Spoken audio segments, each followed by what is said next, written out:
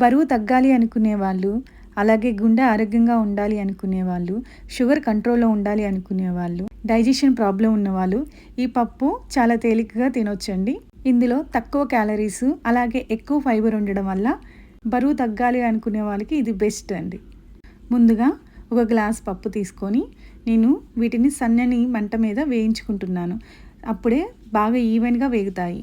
ఎప్పుడైనా పప్పు చేయాలి అంటే పప్పును కంపల్సరీ వేయించాలి. అప్పుడే ఆ పప్పుకి మరింత రుచి వస్తుంది. ఈ మసూర్ దాల్ని ఈవెన్‌గా వేయించాక వీటిని కడిగి శుభ్రంగా ఒక గ్లాసు పప్పుకి 3 గ్లాసుల నీరు పోసుకోవాలి. వీటిని ఒక గంట సేపు ముందుగా నానబెట్టుకుంటే మంచిది.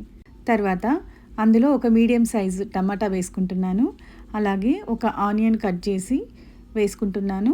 అలాగే కారానికి సరిపడా పచ్చిమిర్చి మిక్సీ పట్టి అందులో వేసుకుంటున్నాను.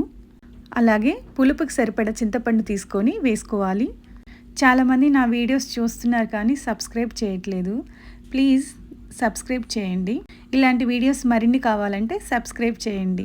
ఇవన్నీ వేశాక మూత పెట్టి పప్పు కుక్కర్లో 3-4 విజిల్స్ వచ్చేదాకా ఉడికించుకోవాలి.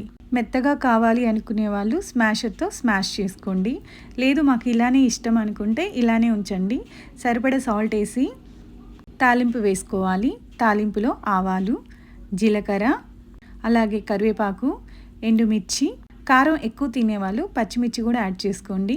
అలాగే 3-4 ఎల్లిపాయ రెబ్బలు వేసుకోండి. అలాగే పసుపు కూడా వేసుకోండి. ఇవన్నీ వేగిన తర్వాత తాలింపు పెట్టుకోవాలి.